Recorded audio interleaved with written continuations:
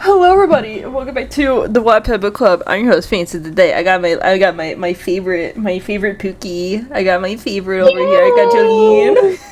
I'm the favorite. Yeah. I feel like we won an award. Yeah, you I'm gonna did. make myself a ribbon for this. Favorite female character in any piece of media. Is that my award? Favorite female character in any piece of media? Yeah, in any overall section of favorite character. That is so crazy. Yeah. I gotta really think about that. I'm just like, over Velvet? Over Velvet? That's crazy. No, because it's like you said I'm your favorite, so I'm just like, I'm trying to think of female characters that I have outranked. You're like, yeah, stuck on that, Octavia. You need shit, Stella. Wait, oh yeah, I forgot. Did you see the TikTok I sent you? Which one? It sounds so bad to say out loud, but it was like that one dude. He's like, send this to your favorite Mexican. Yes! I love when you send me those.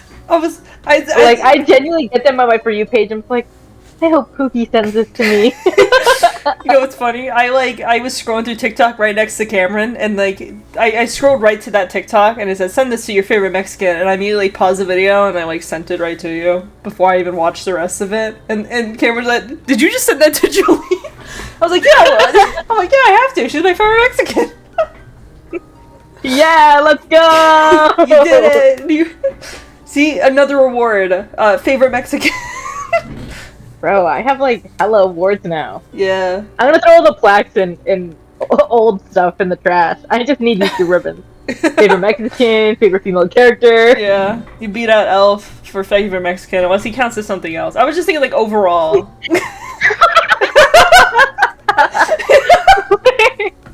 You know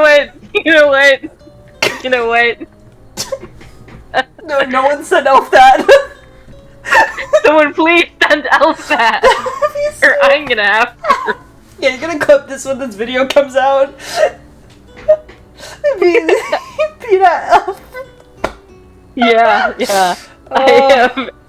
I'm really glad that I've beat Elf in favorite Mexican. I'd honestly be real ashamed of myself if I didn't. God, I'm fucking crying. Oh, jeez. Okay, on that note, we're gonna read Bowluigi. Woo! Because Italian. That's the type of Mexican, right? Am I a Mexican? You didn't say yes or no to that. I thought the awkward silence would be funnier. Nice. I was like, damn, did I step over a line? I could convert you. It's okay. Thank you. I think I said thank you. You don't want to be Italian no more? You don't want to be like our boy Luigi? I like to be Italian. Yeah. I still remember when I told Heisen I was Italian, because he said that he was Italian. I'm like, oh yeah, so am I. He didn't believe me because of how white I am. That's wild, honestly. I'm like, dude, why do I gotta prove that I'm fucking Italian, bro? I didn't know. Actually, let me not. I think I knew where you were going with that. Gotta prove how Italian I am. What do you want me to do? Make a pizza? Alright, on that note, we're gonna read Bowluigi because it landed on Jolene's choice, and Jolene picked a gay men, so. Aren't we? Oh, well, I was gonna say, aren't they all about gay men? But I forgot the X-readers. Yeah, and that weird Just like the fact that we read Sanji 3 times in a row. Yay! Sanji, my favorite! Sanji, the best one! Oh yeah, freaking. I was about to say, yeah, we have other gay men on there, and then we also have some straight people. There's your straight rep. And that really... Straight representation. Yeah, our straight representation is weird. Well, it's a Sabo X reader, and then there's the fucking gangster one. Oh no! And then there's that weird one that I wrote.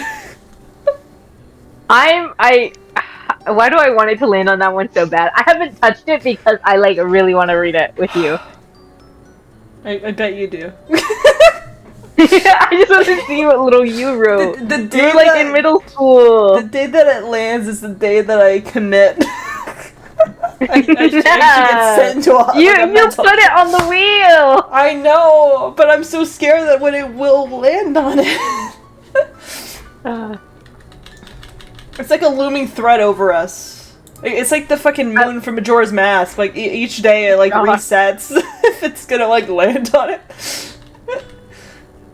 You know what? Did we ever put, like...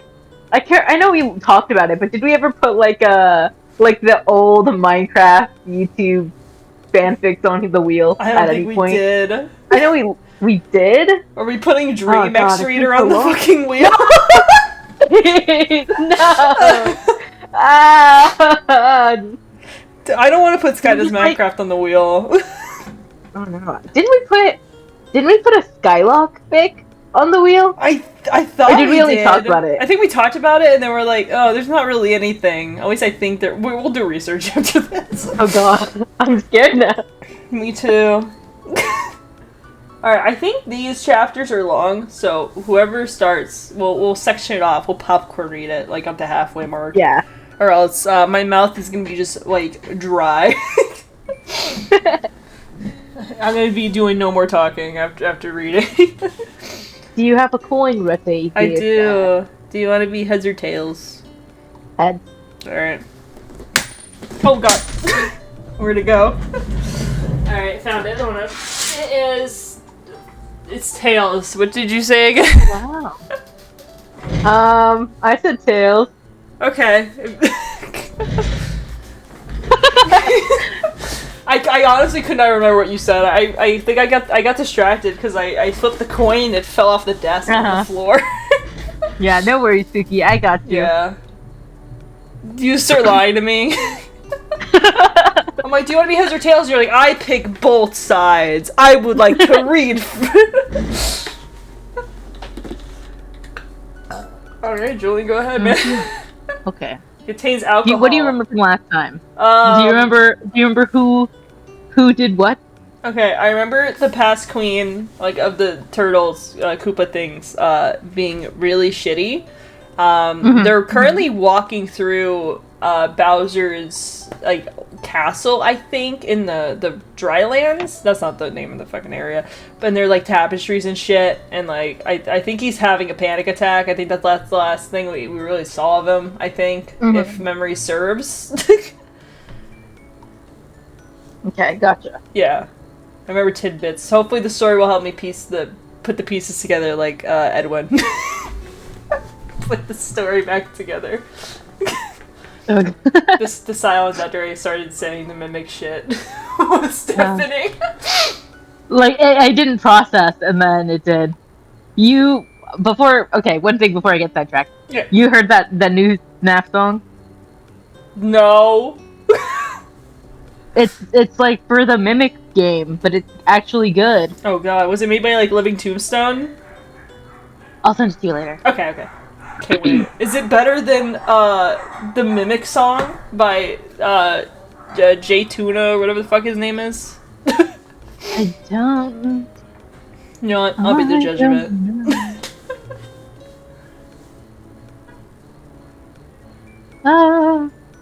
You already lost your place? We just started. Sorry, I got an important thing. Is it the Mimic? Oh god, they're out to get me. Yeah. His name is Jackie and he's fucking backy. No! I'm not. Hold on, pause. Like, full on pause. Okay. Toadsworth was seated at his desk, surrounded by stacks of papers and files. He'd been working diligently for hours, poring over the documents in front of him. Suddenly, there was a soft knock on the door. Toadsworth looked up and saw Toadette standing there, her face wearing an expression of concern. As he invited her inside, he could not help but notice the tension in her body and the worry etched into her face. "Sir, Princess Peach has gone to the basement," she said. The aging royal advisor dropped everything and immediately rushed to her side. He followed the maid down to the long, dimly lit corridor that leading to the basement. Toadsworth's heart raced with worry as he tried to comprehend why Princess Peach would venture into such a place alone. She's not done something like this since her parents' passing. Queen Bean locked the area of the palace immediately after the funeral. Princess Peach had sneaked in a few times and would always come back in tears. However, after Toadsworth had a stern talk with her, she never went back again. Until today. Toadsworth stopped by the open doors, noting the scratches on the lock. He sighed, signaled to Toadette to follow, and entered the dark hallway. Oh, Jesus Christ. I forgot something. What happened? I forgot that I changed the fingers to nublet. Hold on. No. I just read the word nublets and I'm like, what? Oh my god. Oops. I just read her delicate nublets. Pluck the strings. Peach cradled the heart tenderly.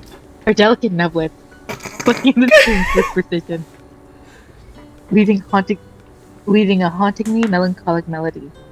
The ethereal notes reverberated through the room, saturating the air with a poignant yearning that tugged at the heartstrings. A perfect reflection of her forlorn state of mind, a symphony of sorrow that echoed in her crestfallen spirit. Above, a gleaming silver pedestal, a meticulously painted portrait of her beloved parent, gazed upon her, their presence casting a shadow of longing and nostalgia. Light pink gladioli flowers sat in a vase below the portrait. The princess continued to play, her tears falling down her face and staining her skirt as her mind wandered. Peach awkwardly sat before an infuriated Daisy as she paced the throne room. She knew this day would come. Due to King K. Rool's attack, the Dark Army was held up in Kong Country. Peach could not hide any longer and had to inform Daisy about the situation, and her cousin was not happy about it. The trade routes are still a mess. Our water distribution system is still in the frit. Chotometsu and the other kings are breathing down my neck. What the actual fuck, Peach? Sorry, I love the fact of watching Nintendo characters say the F word. As they should, you know. Yeah. I feel like they deserved it. Yeah, like they in Mario deserved Kart. that right. Yeah, like in Mario Kart, like I like hit Luigi with a red shell and he just tells me to fuck off. The Toadstool Princess frowned. Daisy, I'm sorry. Kong Country was under attack and... So you call a council meeting. The Crown Princess snapped. We're all one painting jump or warp pipe away. I didn't have time. Their food supplies were depleted. Supply ships were being destroyed and the Kremlings were going to attack the village capital. Daisy glared at her as she stammered in her rage. Eye bags visible under her eyes, and she couldn't blame her. Judging from Peach's letters from the Crown Princess and Emperor, things were serious in Sarasa land. Fine, Daisy said. Does it make you keeping this from me acceptable? Peach rubbed her arm. I informed you after the decision was made. Daisy interjected. Peach could sense that Daisy's anger had transformed into sadness and betrayal, leaving a terrible taste in her mouth. She didn't intend to make her cousin feel this way. She had a lot of responsibilities to manage at the moment, such as supporting diplomatic ties with major and minor kingdoms. Some of her citizens were unhappy about the king's fortress being present in their territory, and there were several other issues she needed to address. Juggling all of these tasks was a daunting challenge, and satisfying everyone was nearly impossible. At that moment, Peach just wanted to alleviate the already overflowing workload. She took a deep breath and steadied herself. The Toadstool Princess took a step forward. I'm truly sorry, Daisy. I really am. I'm trying my best, she said. Daisy pointed at her. Don't ever lie to me again, Peach. I mean it, she hissed. It's not the first time you've pulled this shit, and I'm not going through this again. Daisy. Peach's voice had a warning undertone. No! I'm bringing that up again because it's wrong and you know it. It would destroy my kingdom. The rulers, your parents, were murdered in cold blood. They deserve the truth. Suddenly, the temperature in the room increased. The gem on Peach's brooch emitted a reddish glow as her hair flared up. The princess gritted her teeth and ordered, "Watch yourself." Tears welled in the corner of Daisy's eyes. You can't turn off your grief forever, Peach. You can't expect me to keep quiet forever. My parents were already put to rest. Bowser's paying for his crimes. He sent his wife to assassinate them. The only way he could come close to paying for that would be with his life. Oh my god! Peach clenched her fist. Daisy was right. Bowser's cruelty knew no bounds. However, Peach already matched that savagery once by leaving his kingdom to perish. At the trial, she could not bring herself to repeat the same decision, especially not in front of the first friend she's made since her parents' passing. Even though, she wanted to. But she magically sealed those emotions and accepted Luigi's idea. It would help her allies and punish the Demon King in one go. Peach folded her hands in her front. You cannot let revenge consume you, she said. Daisy narrowed her eyes. This has fuck all to do with revenge, and you know this, she snapped. And she threw her hands up. Daisy gathered her skirts and stormed towards the exit. Peach's eyes widened and called after her, but the crowned princess was not having it. She grabbed the door handle, crushing it in her grasp. I can't do this, she said. Come talk to me when you're ready to leave your spellbound fantasy. And with a sonorous crack, Daisy threw the door open and left. Peach watched from the broken doorway, her exterior pristine, but her heart shattered. The sound of Peach's harp grew darker, and the tears continued to flow. She tried to wipe her face, but the flood of emotions was uncontainable. The princess felt like a child again, seeking comfort from her parents' portrait. Though long gone, they were taken from her at the age of 16 by the consort of a cruel king. Peach wondered what would have happened if, in that moment, where Bowser was captured and weak, she would have had loosened the chain she put on herself and rid the world of such evil. But her shaky morality forbade her. Her parents' spirits forbade it, so she lied again. And when the Koopa King finished his labors, he has to go back to the Darklands and stay there. His kingdom would be given supplies, but they were never to step out of their ash-covered land. Peach stopped playing harp and stood up. She looked around the room, noticing she had cast aside her crown. She picked it up and held it, contemplating the fact that with this crown, she would be Queen Peach. However, accepting the title felt like admitting her grief. Ignoring the thoughts and creeping darkness of her fingertips, Peach confidently placed the crown on her head. The doors behind her opened and Toadsworth and Toadette walked in. Princess, you know this area is off limits. I just needed to get some things off my chest.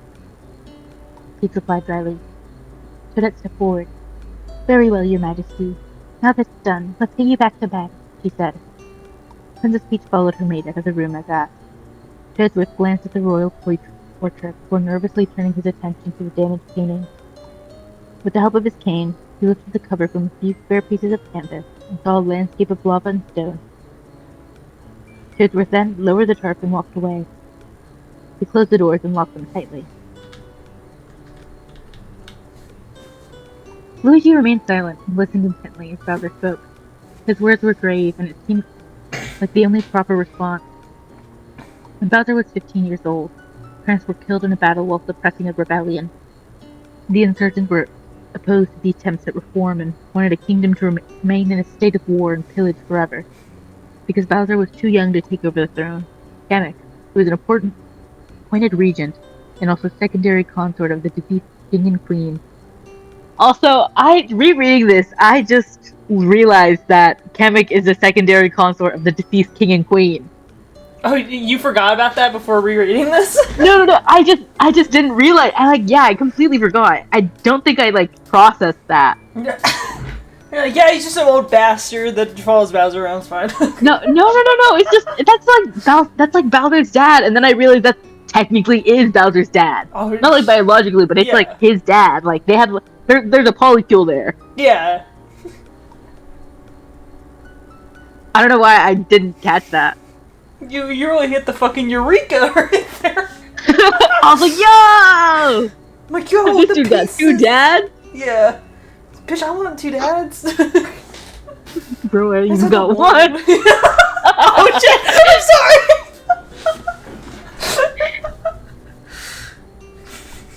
Anyway, okay. I'm sorry, that's so bad.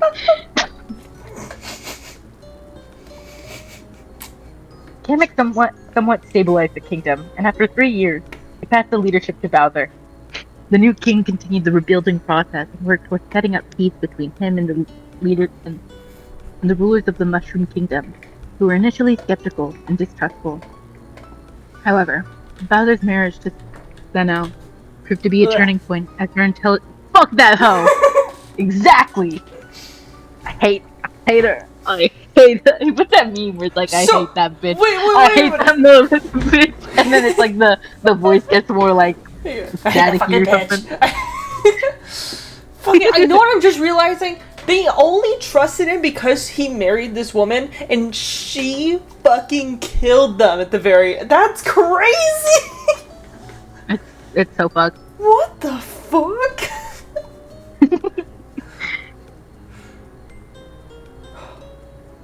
I hate this bitch. Oh, yeah. However, Bowser's marriage to Senna proved to be a turning point as her intelligence and wit helped establish communication between the two parties.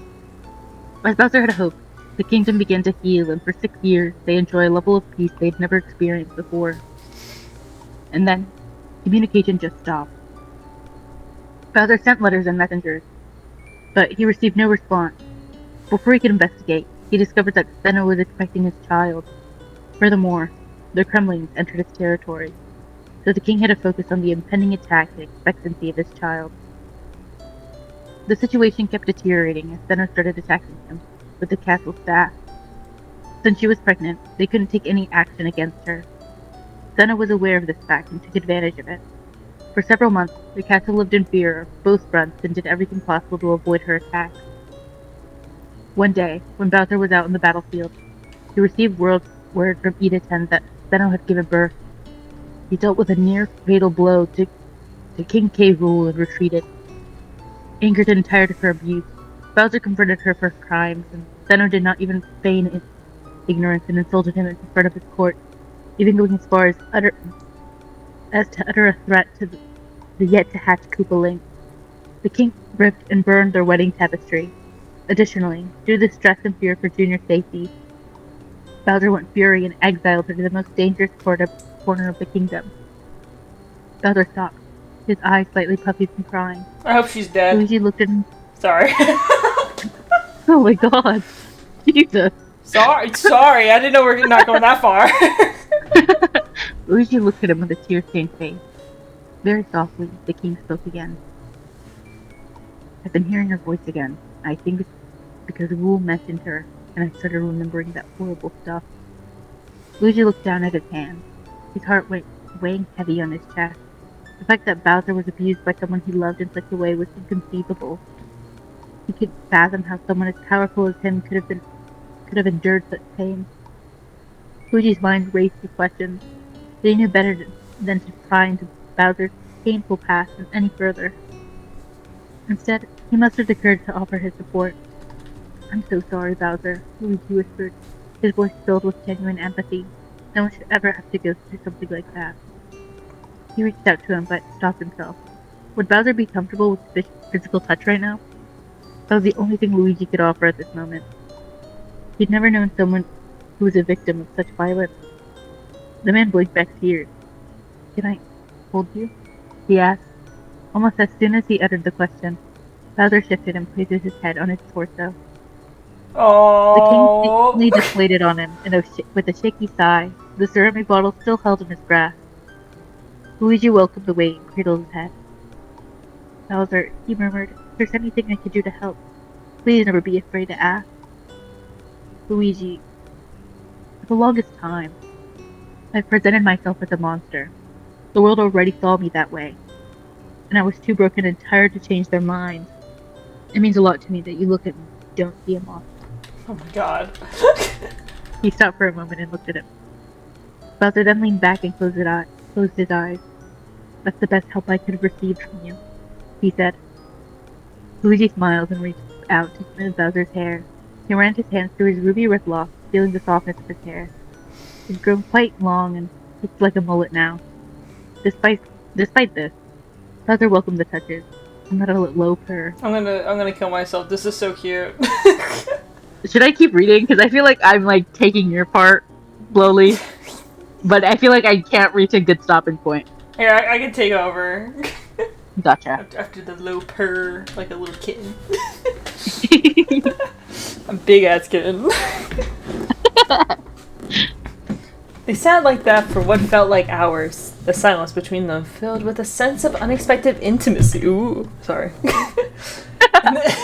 In this quiet embrace, Luigi and Bowser found solace in each other's presence. The world around them had faded away, leaving only the two of them in their own little bubble of understanding.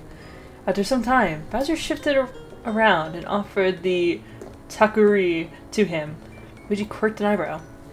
"What's that?" he asked. "Sake," he replied. Luigi hesitantly took it. "That didn't explain it. It's alcohol, dipshit. You don't know what sake is?" Oh, he doesn't know! It's from Earth! Look. I'm looking.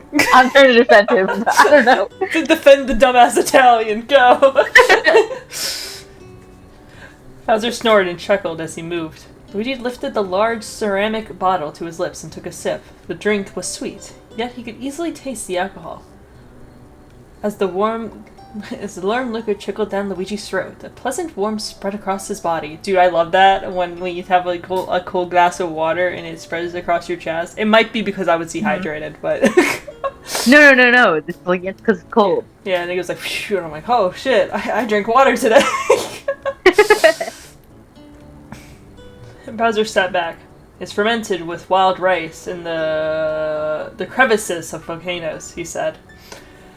Luigi put the heavy bottle down. "It's good, but we really don't need it right now," he replied. "I know. Just needs some liquid courage before talking about my past," Bowser conceded. "It always reminds me of good times." Luigi nodded understandingly and corked the tokori. He put it down and then got up to stretch his legs. Bowser did the same, stretching his arms before yelping as his back popped. "You okay?" Luigi asked in a panic. Bowser winced, rubbing his lower back with a grimace shake. "Yeah, just a little stiff," he replied, trying to hide the discomfort in his voice. He reached behind him and scratched at the bandages.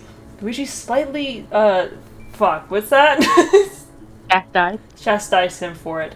At least he wanted to happen was for him to reopen his wound. Again, the last thing he wanted, goddammit. The king grumbled, then began to walk back into the fortress. Luigi followed him closely. Bowser walked back to his parents' tapestry hall. Luigi kept a hand on his back, which felt kind of silly considering the king's sheer size. The human looked at the other tapestries and slightly smiled. His spirits lifted. Bowser walked to one where his parents were holding a very small koopaling with wild hair. So wild it covered his eyes. A black bandana was wrapped around his neck. Oh my god, was that Bowser? Oh my god, it's you! Luigi explained.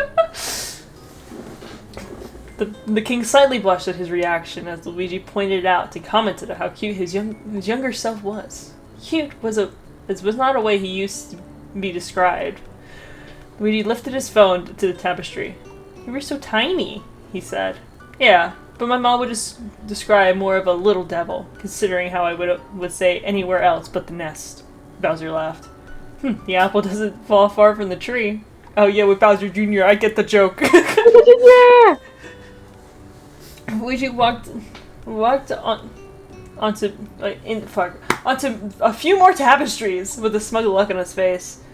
Bowser thought the man's brain was about to explode when they arrived at the tapestry hall of him and Junior. When they looked at the early tapestries of Junior's life, both Bowser and Luigi got emotional when they saw Junior hatching and how the little prince was wrapped in a patterned blanket. Oh my god! Baby! They're showing him baby photos, but in the most elaborate way possible with fucking tapestries. Bowser couldn't blame Luigi for nearly bursting into tears as he too got teary-eyed while reminiscing about his son's birth. It was a nerve-wrenching experience for Bowser when he heard his egg crack in the middle of the night. He feared that something might have gone wrong with his soon-to-be-born son, and when Junior finally broke out of the shell, he didn't cry. In a horrifying moment for Bowser, he thought that he had done something wrong and lost his son. However, his fears were quickly put to rest when Junior started chirping, and everything turned out okay. They stopped in front of another tapestry. This one showing a slightly older Junior and Bowser. The king looked tired, naturally considering the rambunctious child he was raising on his own, but also happy.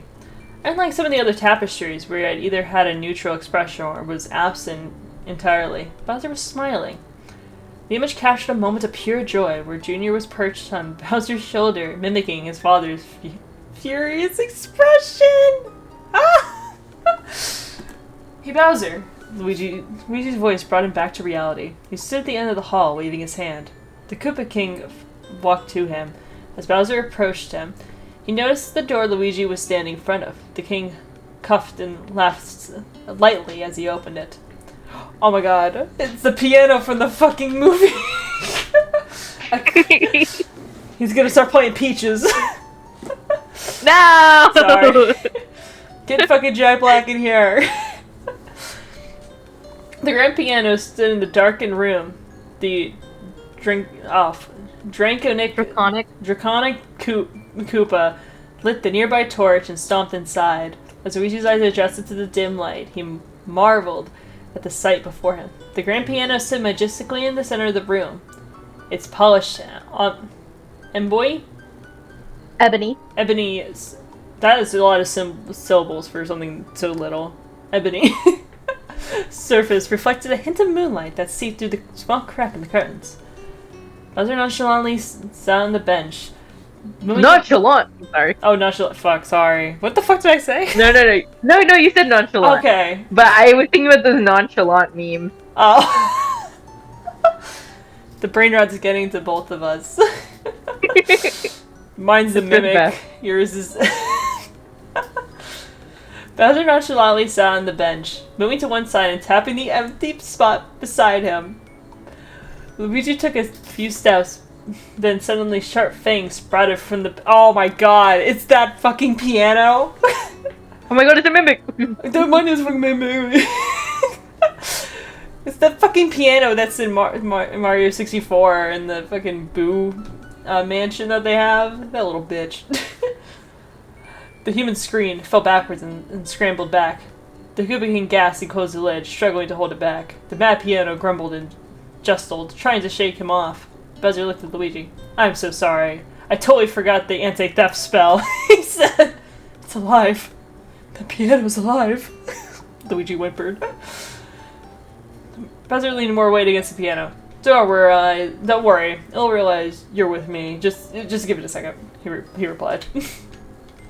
Luigi stood to his feet and made an awkward sidestep towards Bowser, visibly shaken. No shit, if I would be visibly shaken too if the piano started attacking me. The king sat down, still holding the lid, and watched the piano calm down. It slowly stopped struggling, the fangs receded. Bowser sighed and started pressing the keys. As the king's fingers danced around the keys, the haunting melody filled the room. The one's ferocious piano seemed to reply to his touch.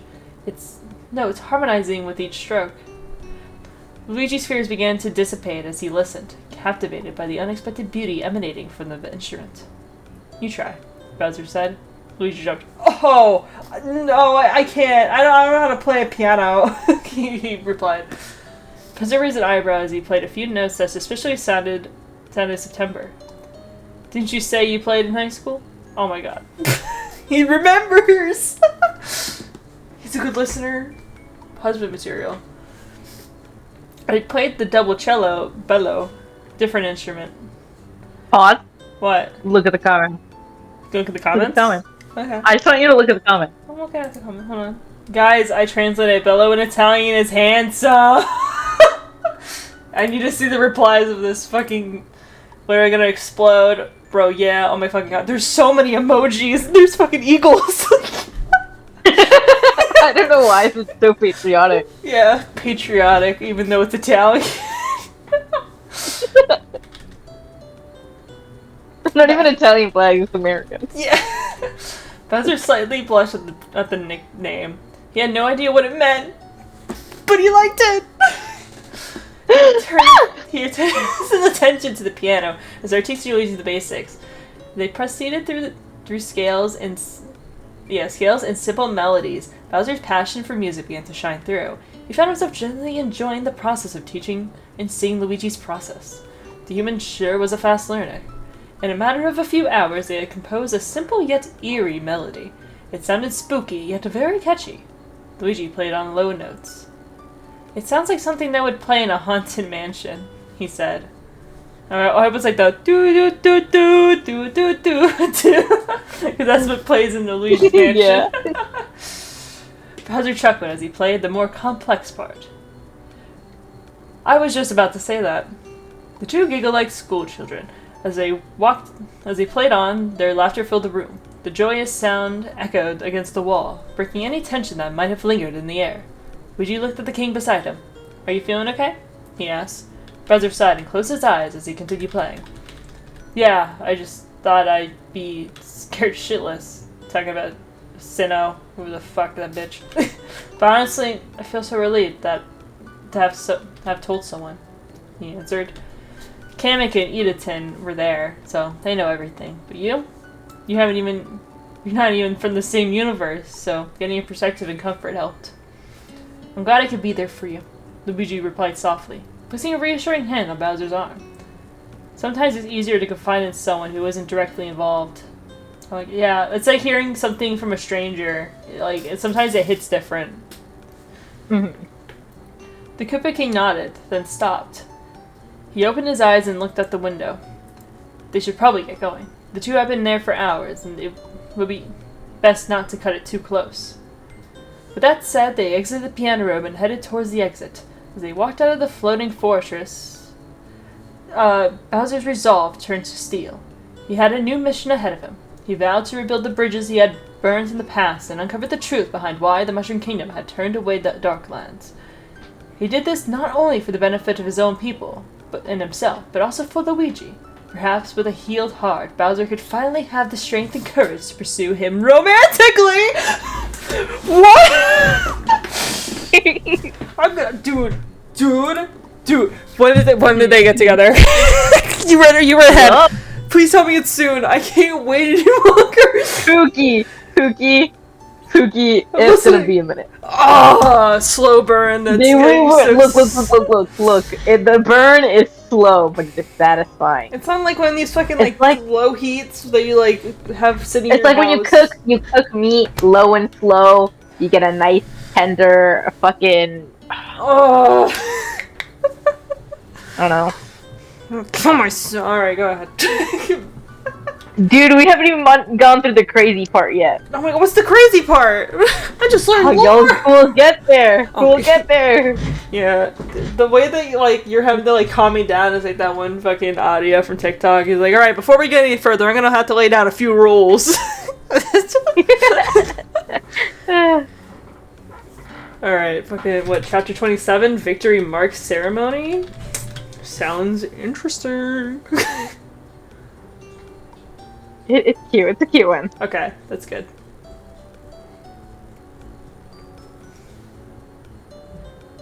I'm a little nervous. We're getting towards the end of the End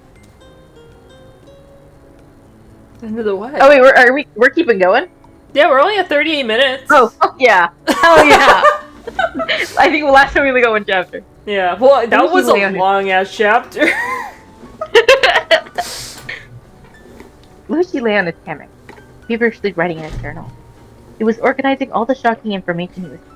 Along the way, he knew that from the Mushroom Kingdom's perspective, given this, some things were not adding up, and others were falling perfectly into place like puzzle pieces. He remembered Peach's words about Bowser being a threat for 30 years, which didn't make sense to him. After all, the current king had ascended the throne when he was 18, and Junior was born when he was 24, so at present, the king was only 34 years old. Luigi tapped his chin at the thought.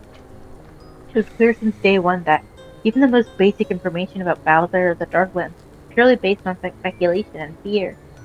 So, a misconstrued timeline was no surprise. Hell, the Allied Kingdoms didn't know he was married or had a child. Furthermore, judging from the serious distrust of the Mushroom Kingdom, the Darklands Queen successfully placed the blame entirely on Bowser's shoulders. If one could call the she-devil disguised as a Koopa such a thing, she was horrible, demeaning, terrorized the castle. berated me behind closed doors. I couldn't defend myself. A burning rage, the like Luigi had never felt, built within him. She laid her hands on him, he thought. She'll just Sorry. I'm dying, sorry. You didn't even bless me? That's crazy. Oh, sorry. I didn't hear you. I didn't hear the bless you. It was like muffled. Bless you. Oh, okay. Sometimes Discord doesn't like pick up certain ones for like white noise in the background. Crazy. How dare Discord? It doesn't even let me get my blessing. I'm sorry. I'll bless you on this holy day. Amen or some shit. Wow. He held his pen in a deadly bite. Bowser's words and tears shook him to his core. Luigi was not a person who easily hated others, but Senna was different. She had crossed a line that only the most despicable beings would ever think of crossing. Whoa, Luigi.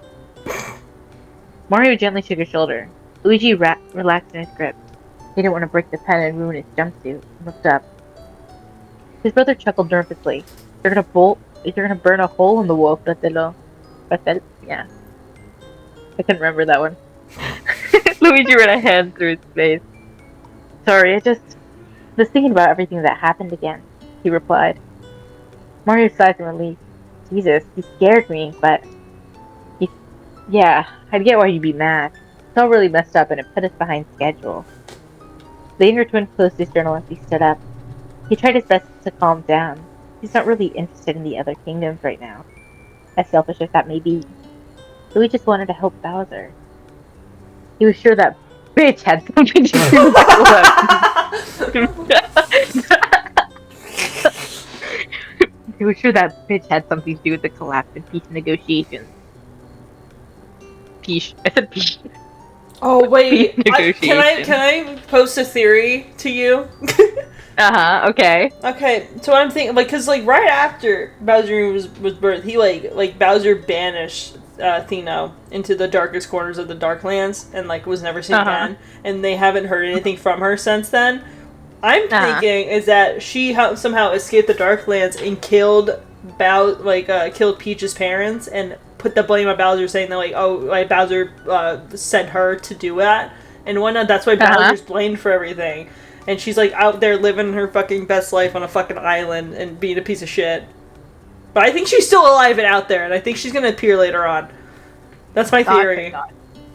It just has like one last fuck you to Bowser. I think she did that. So like he's more hated than he already was, and then the entire kingdom would be in ruins because she was banished from it.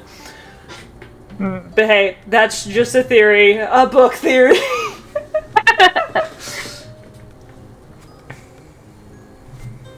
After all, she was tampering with the royal correspondence. Luigi knew, he just knew, that she had committed even more crimes. Zeno must have done something more severe than just messing with letters. The Koopa King did mention the royal seals were stolen as well. Zeno had set threats to other kingdoms. If that were the case, it would be a discernible reason why the allied kingdoms alienated the Darklands. Peace had been at arm's length. A more serious transgression would be the only thing that could explain Peach's reaction and her seemingly torn demeanor at the trial. A knock pulled him from his thoughts. Mario answered it. DK! Sup? With a confident gait, DK strode into the room. His once painful wounds now fully healed. The scar that ran across his face had faded, but yet its presence still lent him an air of ruggedness that only added to his charm. The Kong playfully shoved Mario. Ready to finally get rid of that eel? He asked. Mario adjusted his cap.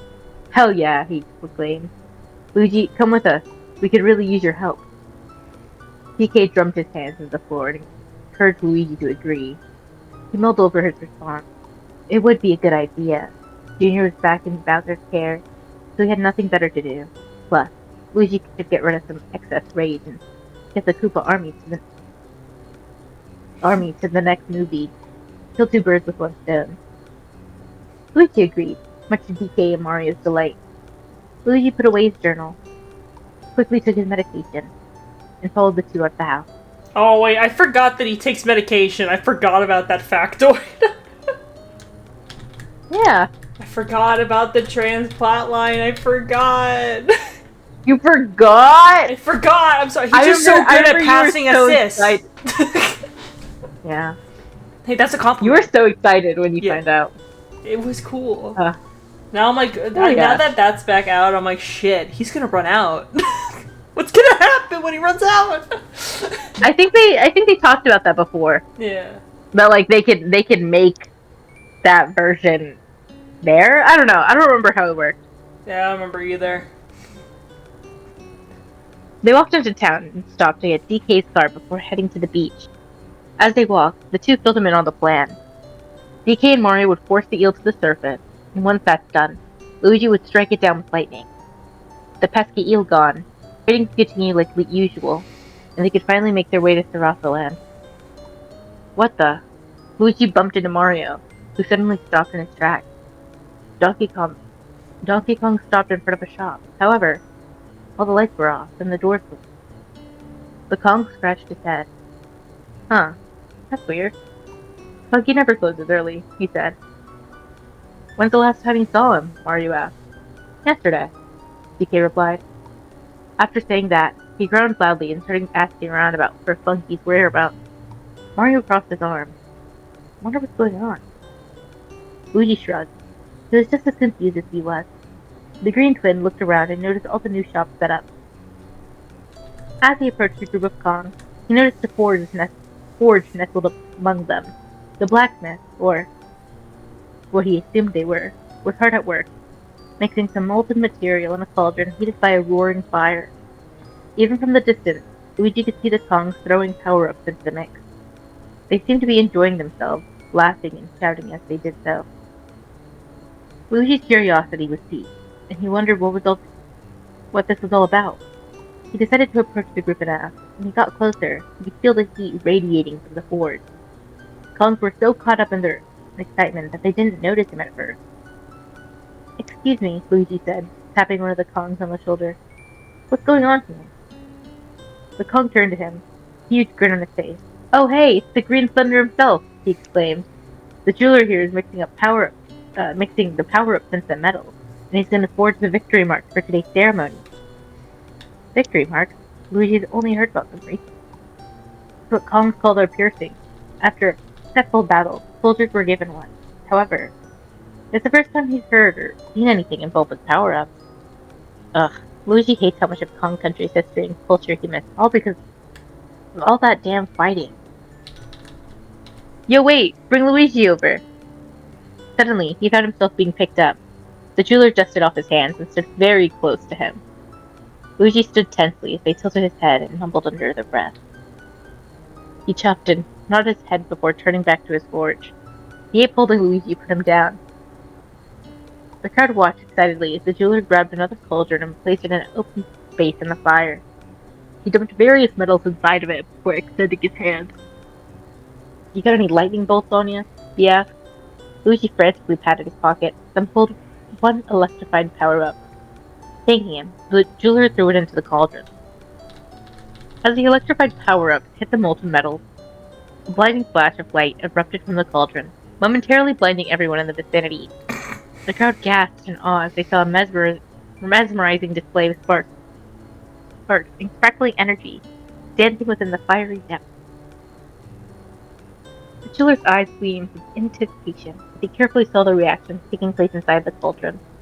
The intense heat caused the power-up to disintegrate, releasing its electric essence into the mixture of metals. Slowly, an ethereal glow began to emanate from within, casting an otherworldly hue on everyone's faces. With a smirk, he pulled on a pair of thick gloves and goggles. All right, everyone, go back to your business, because I need room to work. With sounds of disappointment, the crowd obliged and moved away. Luigi stared at the glowing mixture before eventually returning to his brother's side. Just as one amazing display ended, another began. Ooh! The Super Brothers yelped and covered their ears as the sonorous carts drove into the plaza. A Kong wearing a red bandana and large shades laughed boisterously as he screeched his cart to a halt. DK rushed to his side. Funky, what are you doing? He asked. You ain't gonna believe this, bro. Big B took care of the eel. From Big Big B. Big bang. My first thought is everybody knows that's Big Dick B. Bees don't even have dicks. That's a stinger. Mario narrowed his eyes. Who? King Bowser, duh. Hell yeah, his man took care of. Sorry.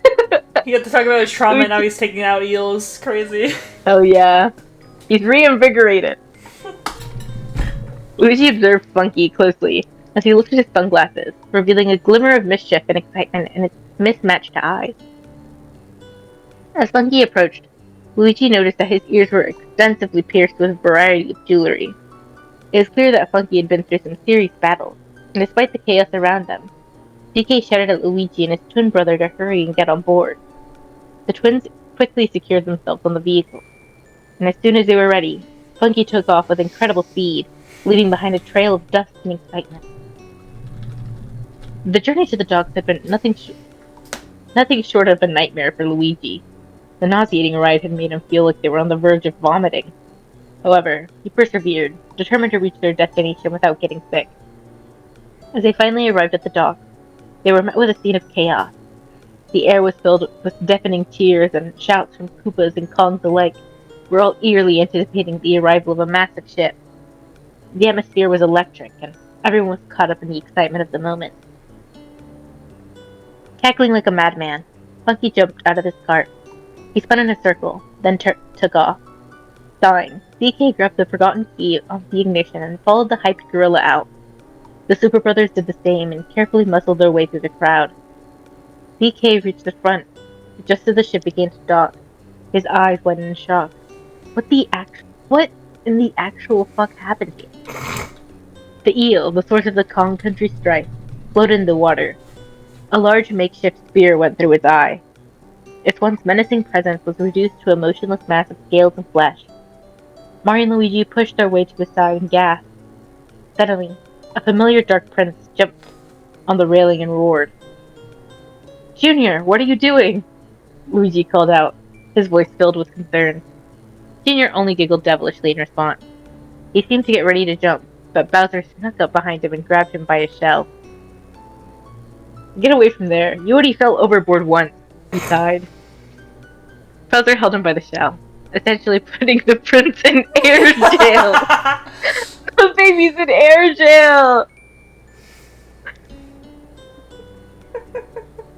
As he put the gangplank down. His soldiers and Kongs climbed out and began dragging the eel's carcass across the shore. The king disembarked, still holding his son, and rubbed his shoulder, his brand new shell on his back. Luigi's eyes widened. Bowser, your back's okay, he exclaimed as he got closer. Bowser smirked. Yep, Candy medically cleared me this morning, he replied. Now that Luigi was closer, he realized the majority of the ship's crew were drenched, and some of the ships seemed to have some damage. Fighting the eel must have been a serious battle, which Luigi was concerned about since Bowser was just medically cleared. Bowser, are you sure you're alright? Luigi asked, skeptical. I mean, it looks like things got pretty intense out here. Bowser tilted his head up. I'm fine, I promise, he said. How did you kill it? And why is the kid here? DK asked. He pushed Luigi aside as he bombarded him with questions. Luigi went to growl at him, but stopped himself. He took a deep breath before responding to DK's barrage of questions. Y'all had the right idea. Bring it out the shipwreck and then get it to the surface, he replied calmly. But because of its skin, you could only either hit the inside of its mouth or its eye. Mario interjected. Anywhere else and the spear would bounce right off. Yeah. DK pointed at the still in the air jail child in Bowser's hand. What about him? He snuck on board, and it was too late to turn around. The king sighed. Junior squirmed and tried to escape his father's grip. Luigi put a hand on his hip and frowned. He too was getting tired of the Koopaling's habit of sneaking into danger. He somehow found himself in a battle with Kremlings and was also sneaking around the ship while they were in the Snow Kingdom. 2 occasions where Junior could have gotten hurt. Hopefully, they could subdue that dangerous tendency. Dad, can we eat? I'm hungry, the prince fussed. Bowser gently swayed him. Once the eel is processed, then we can eat. DK grimaced. You're gonna eat that thing? You've never had unagi before? Oh, you like eel, don't you? Yeah, I love eel. Hell yeah. You'd eat the eel. You'd eat this unagi. I eat that shit. The king asked. I'm sorry, I'm not over the visual of little baby Junior being put in air jail. Love it. It came from the sea. You can eat practically anything from it. Plus, this should hold an entire village until trade is up to normal. DK didn't seem to like the idea. However, the others didn't seem to mind at all. They were almost salivating at the thought of eating proper meals again. Mario looked at Luigi to see if he agreed. His brother did agree. Outnumbered, the Prince of Kong Country accepted the task.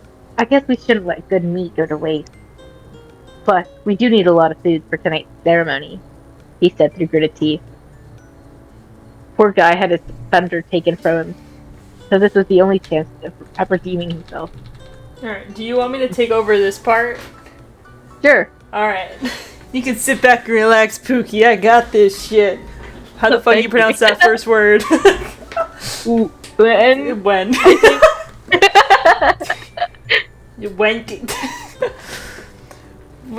When they said it was a ceremony, Bowser expected a formal and serious event, an occasion to thank those who put their lives on the line in battle. But this was a massive party. The vibrant decorations, lively music, and the intoxicating aroma of delicious food filled the air, creating an atmosphere that was far from what he had expected.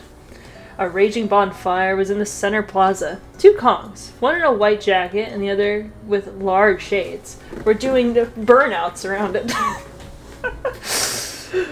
Bowser stood there, dumbfounded, as he watched the Kongs expertly maneuver their vehicles around the blazing bonfire. The screeching tires and smells of burning rubber mingled with the festive atmosphere. This is unexpected, Kamek said. Bowser held Junior in one arm while scanning the crowd for familiar faces. He saw a variety of odd shops arranged in front of him and noticed that Kongs were lining up in front of them. The king could recognize a few healers among them, who were working with large needles and what happened to be jewelry. What kind of tradition was that? Oh, piercings?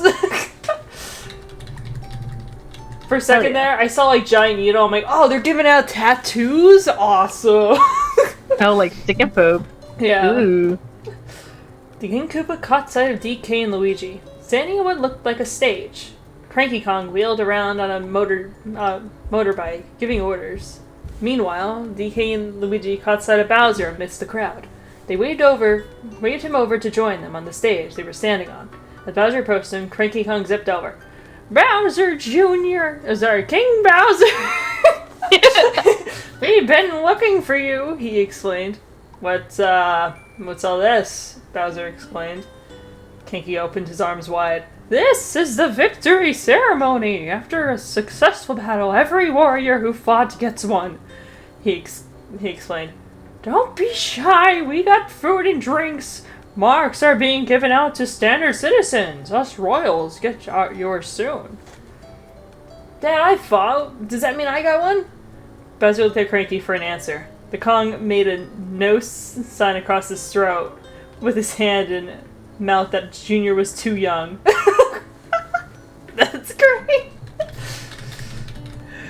The king thought about the answer that would cause the least temper tantrum and looked around. He noticed Diddy Kong and his parents amongst the crowd. Hey, isn't that your friend over there? He asked. I don't remember who the fuck was talking there, I'm sorry. I'm pretty sure it's Bowser. Oh shit, my bad. Junior jumped from his grasp and ran into the crowd. The adults around him sighed in relief. Kamek excused himself to follow the prince, leaving the two leaders alone. Cranky motioned Bowser to follow him. As they walked, he explained that royals in their introach to get victory marks infused with power-ups to give them a boost in future combat. It appears that everyone was excited to witness that event. Bowser decided to put his original plan on hold, as he didn't want to spoil the positive atmosphere of the ceremony. He planned on having a private conversation with Cranky at a later time. For now, he He thought it might be best to try and have a good time. After looking around, he found Luigi and his brother, so he hung around them and ate a few fried eel. Oh, fuck yeah! Somehow knowing he was the one that killed it made it even tastier. The king stayed around the twin brothers, climbing in every now and then in conversation. Even though he wasn't up to his usual self just yet, it did feel nice to party with others, to do something normal besides working and being lost in thought. And it was loud. Bowser couldn't hear the queen screeching anymore. Good. I hope she's silent forever. Just the sound of laughter, music, and sizzling food. As the night went on, the king found himself getting lost in the joyous atmosphere of the party. The twin brothers had managed to create an ambiance that was infective.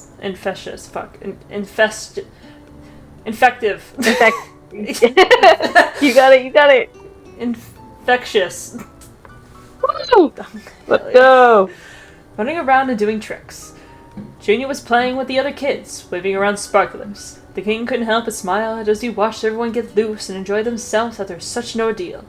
Suddenly, Cranky wheeled onto the stage. A single chair stood in the center. The Kong called for attention and got everyone settled down. The Super Bros, DK and Bowser, stepped onto stage. Chief Cranky stepped out of his cart and motioned to the chair. Firstly, I'm gonna do that voice. Firstly, I want to thank every soldier and healer who put their life on the line during the battle. That also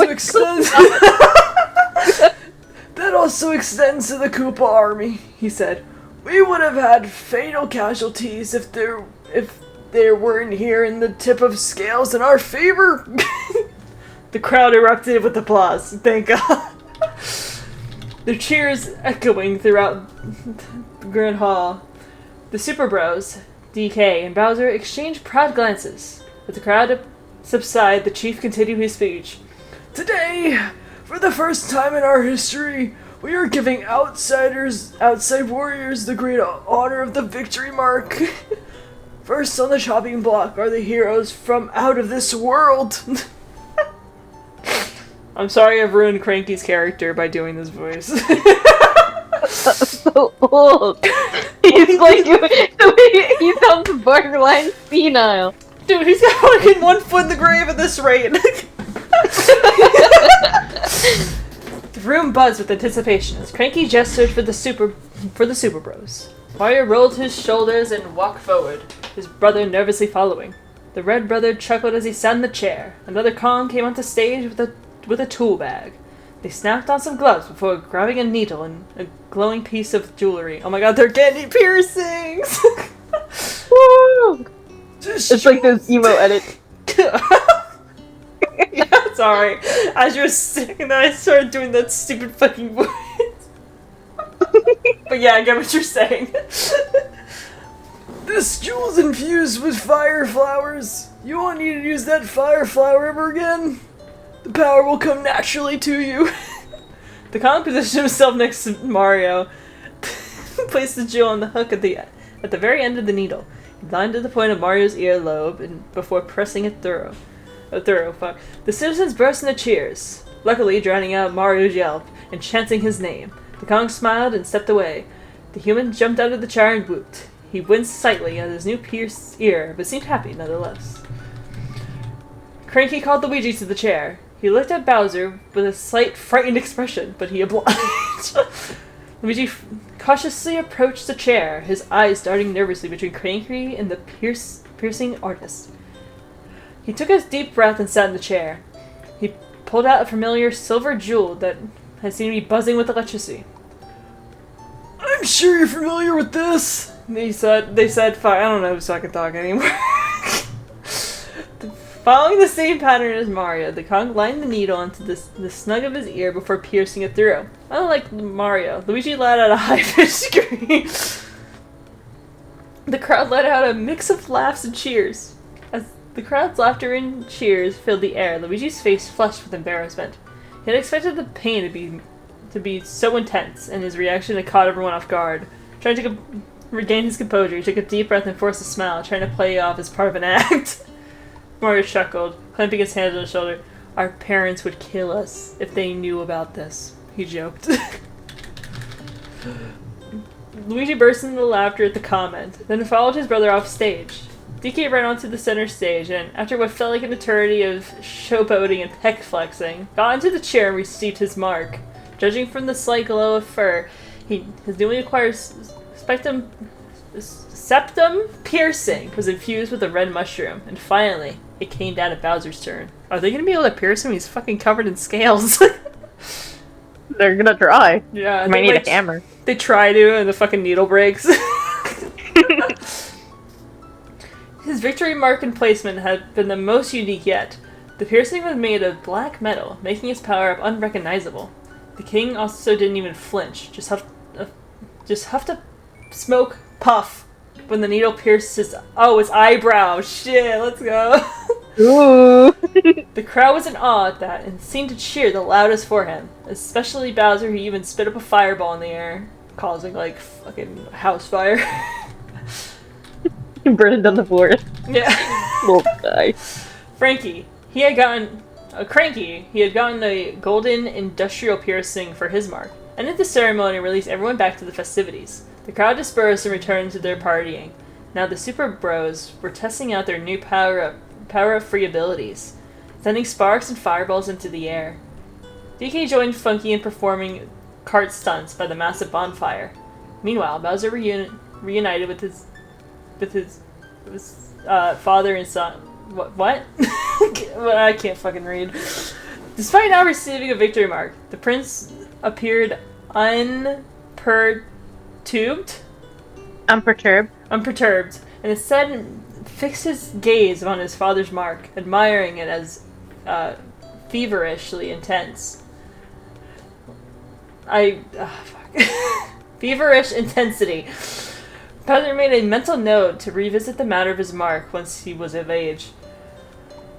The festivities continued well into the early hours of the morning, with the guests reveling in the joyous atmosphere until the break of dawn. It's reveling, right? Yeah, you got it. Okay, yay! After the party, most of the Kongs were stumbling on their way back home. The bonfire turned into burning ciders, and shops and restaurants had closed after cleaning up. Bowser was searching for the chief. Kamek had retired to the airships with Junior. While he was searching, Bowser found the drunk twins. Luigi was snorting loudly as he slept on his brother's shoulder. Trying to hold back his laughter, Bowser picked up the two humans and carried them under his arms. After a few minutes of searching, he found Cranky driving DK's cart, his sleeping son in the passenger seat. Bowser waved at him. "Cranky, I got a favor to ask you," he said. Cranky stopped the cart. Yeah, sure, no problem. Bowser took a deep breath. "Whatever happened to Rule?" he asked. Huh, I was wondering when you would ask me about that. He replied. He's imprisoned, obviously. Somehow he got a one-up just in time and lived. Do you have my permission to ask some questions? Chief Cranky narrowed his eyes. He leaned his head against his fist. Why? He questioned. His suspicion was understandable, considering the animosity between Rule and Bowser. The least he wanted was another fight to break out between them. The Koopa King's eyes turned to slits. "I have reason to believe he played a role in the fall of peace negotiations between me and the Mushroom Kingdom," he said. Peace negotiations? When? Crank stopped himself to think.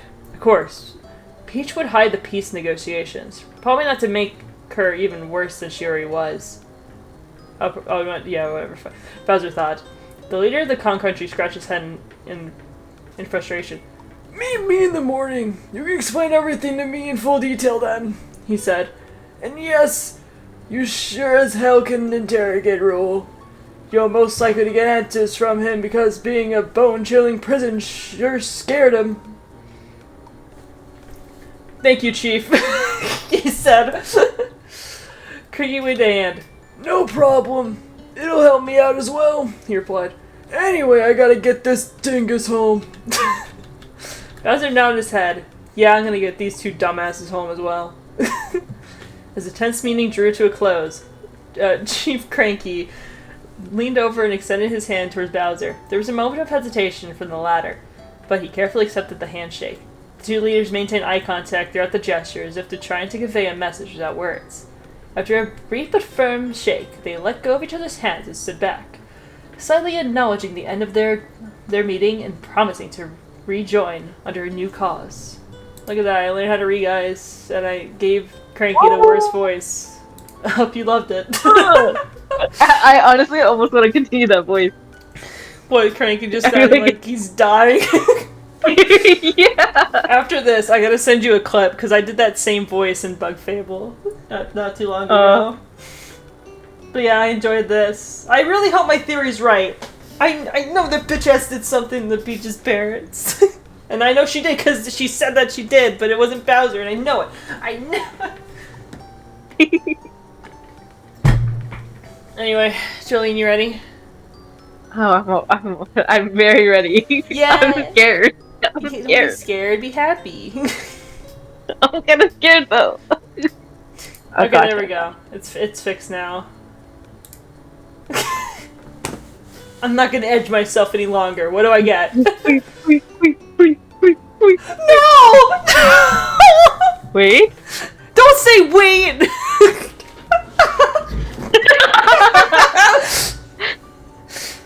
Fuck! How long is that thing? Too fucking long, apparently, to me. We'll finish in a day, I think. Oh, okay. But it's too fucking long. I can't do it, Joey! I wrote this! Oh, what is wrong with me? Oh god, I'm realizing I have to make a thumbnail for that. Ooh, yikes. Wait, should I put the mugshot in the fucking thumbnail? That would be so funny. You know what that would be? I'm gonna do that. Whenever we finish recording that video, I'm gonna make the thumbnail. Oh yeah, okay. It says the reading time is 54 minutes and 3 seconds. Nice. We should be able to finish it. Those were not good. Bye. Phoenix Square 69! Yeah, that's me! I just want to point out that I'm a fucking prophet. A prophet? I'm a prophet. I fucking predicted that shit. I said it's like the moon from Majora's Mask leaning over us as a dooming threat, and it's finally happened. I now have like hours left to live. Hours? You got a week? Yeah, a week? That's not long enough. Fucking Tuesday's gonna roll around next week, and I'm like, Jolene, I'm feeling sick. Cough, cough. Can't make it tonight. Oh no, hey Jolene, do you want to respin the wheel and we can edit the video later? No, I'll be a man. I'll man up to my actions in the middle school. Oh wow. Oh wow. Yeah. I was like, what we could do is we could push the wheel and then make it Jolene's choice, and then we can make a 3 We could. But no, I'll man up to it, because the faster we get off the wheel, the faster we can rebound Bowluigi. Oh, that is true, that is true. Yeah. Now I know the misery that my guest felt when it landed on SMG 3-4, especially Sage. I can feel the pain that they felt that day. I didn't know. You updated this pic fairly frequently back in 2016. Well, I had nothing fucking better to do. Now look at me. I went from one. I love the announcement at the end. But yeah. Oh yeah, I won't be updating this anymore because he's a pedophile. Oh! Well, I remember that we part. We can save it for then. Yeah, we can save it for then. Alright, whatever. Jolene, thank you so much for joining. I really appreciate it. Of course. Thank you for gonna be during my fucking therapy session on Tuesday. Appreciate that, man. Wait, what? This is gonna be a therapy session on Tuesday when I have to read this fucking book. Gotcha. So I like to say my writing has improved. Yeah. Did you know they just updated the Bowluigi one on like 3 days ago? Oh shit, word? I did see it said 2 new parts when I loaded the fanfiction. Yeah. Good. Chapter 55 and 56. Yippee!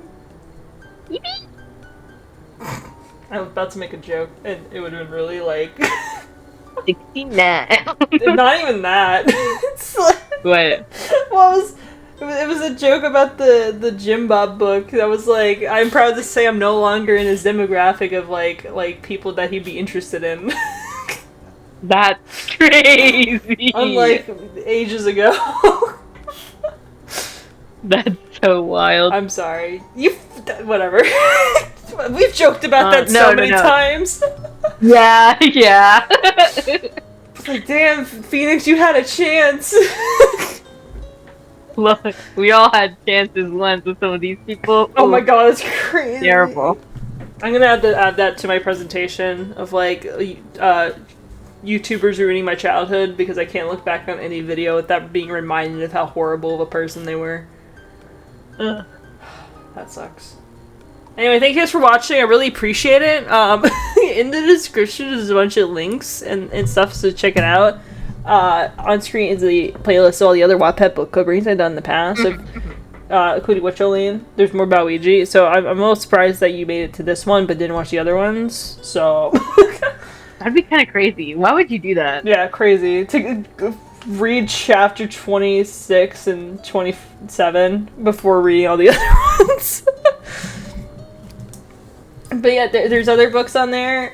There's also Honey and Lego as book club guests, so if you're interested, go check them out. And then thank you to Joline again for joining me on this one. And I hope you guys enjoy when Joline's here again for that Jim Bob X reader that I made. Yeah. But anyway, my name is Phoenix. That was Joline, and we'll see you guys next time. Bye! Bye!